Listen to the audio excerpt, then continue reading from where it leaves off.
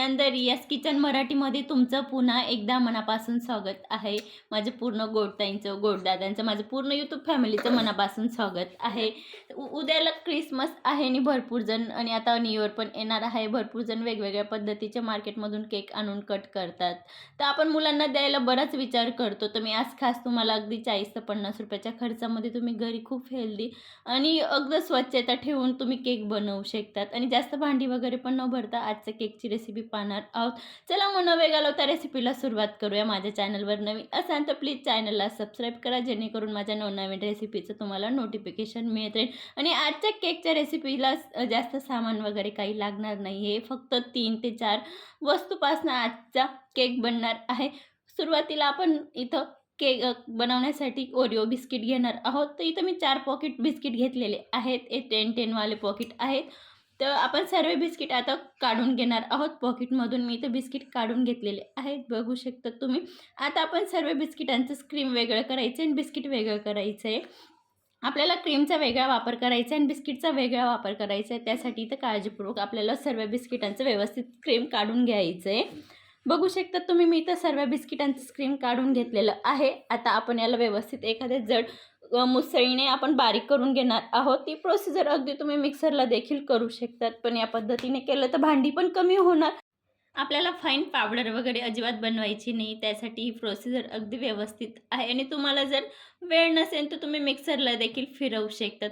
बघू शकतात आपण इथं सर्व बिस्किटाचे तुकड्याचे बारीक बारीक तुकडे करून घेतलेले आहेत. आपल्याला अजून पावडर बनवून घ्यायची आहे. तर मी मुसळीने व्यवस्थित बारीक करून घेते. बघू शकतात तुम्ही व्हिडिओमध्ये दाखवल्याप्रमाणे. या पद्धतीने केक तुम्ही कधीही बनवू शकतात. अगदी 15 ते 20 मिनिट लागतात. अगदी बेक करायलाच फक्त 25 ते 30 मिनिट टाईम लागतो.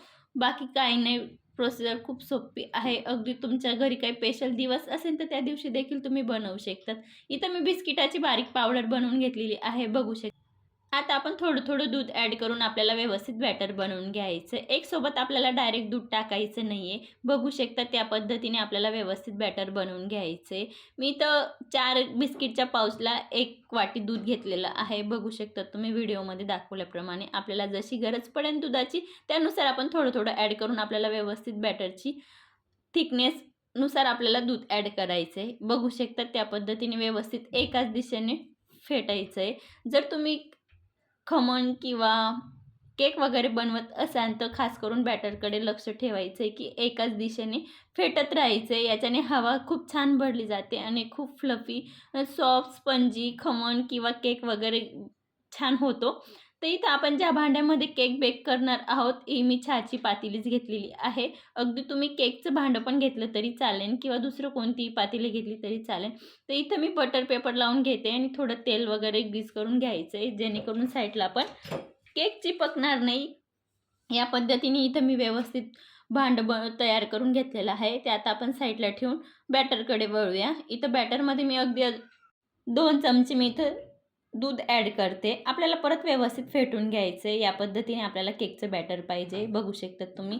मी याच्यात आता हाफ टेबल स्पून इनो वापरते. विनो टाकून पण आपल्याला व्यवस्थित मिक्स करून घ्यायचं आहे. आता आपलं व्यवस्थित मिक्स झालेलं आहे. याच्यात आपल्याला दुसरं कशाचाही वापर वगैरे करायचा नाही आहे. आता आपण पटापट केकच्या ज्या भांड्यात स्टीम करणार आहोत त्या भांड्यामध्ये पटकन ट्रान्सफर करून घ्यायचं आहे, जोपर्यंत आपली इनो ॲक्टिवेट होत नाही तोपर्यंत. ही प्रोसिजर थोडी पटापटच करायची आहे. तुम्ही इनोच्या जागेवर बेकिंग सोडा, बेकिंग पावडर देखील वापरू शकतात. आता इथं मी 10 मिनिटापूर्वी तवा गरम करण्यासाठी ठेवलेला होता. तो चांगला प्रीहीट झालेला आहे. त्याच्यावर आता आपण केक बेक करण्यासाठी पातेली ठेवून घेऊया. बघू शकता तिथं मी 30 ते 35 मिनिटानंतर तुम्हाला दाखवते की केक खूप छान पद्धतीने बेक झालेला आहे.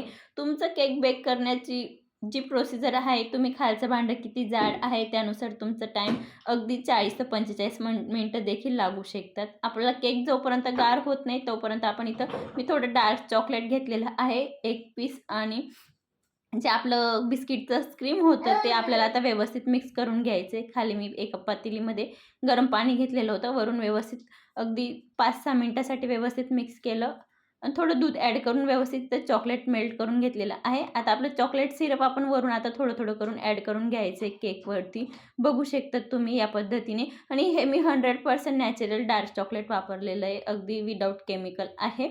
तर मुलांसाठी खूप छान आहे, म्हणून अगदी तुम्ही न गिल्ट वगैरे न कोणताही विचार करता देऊ शकतात. आता आपण वरून थोडं डार्क चॉकलेट गार्निशिंग करून घेऊया. याच्याने केक अजून सुंदर दिसणार. अगदी तुम्हाला हवा तसं तुम्ही याच्यावर डेकोरेशन करू शकतात. पण मी साधं सिंपल करते अगदी कमीत कमी टायमामध्ये.